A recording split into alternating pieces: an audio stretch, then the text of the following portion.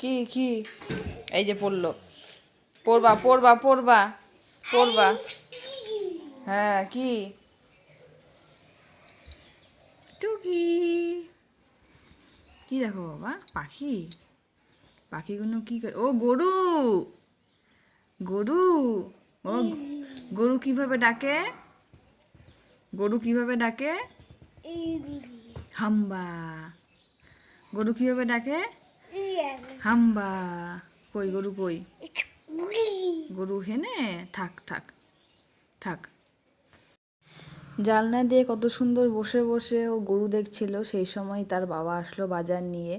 আর বাইরের থেকে বাজার এসেছে আর ও দেখবে না সেটা তো কোনোভাবেই হয় না। বাইরের থেকে যেটা আসবে সেটা আগে ওর হাতে দিতে হবে, ও দেখবে কি এসেছে আর না এসেছে।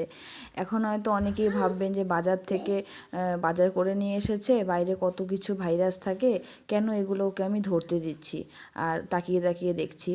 অ্যাকচুয়ালি বেদু খুব কম বাইরে যায়, মানে আমরা ওকে নিয়ে খুবই কম বাইরে ঘোরাঘুরি করি। তাই বাইরের থেকে যেগুলো জিনিস ঘরে আসে সেগুলোর সাথে ওকে পরিচয় করানোর জন্য আমরা কিন্তু ওকে সব কিছুই ধরাই, সে সবজি হোক, শাক হোক, ফলমূল হোক।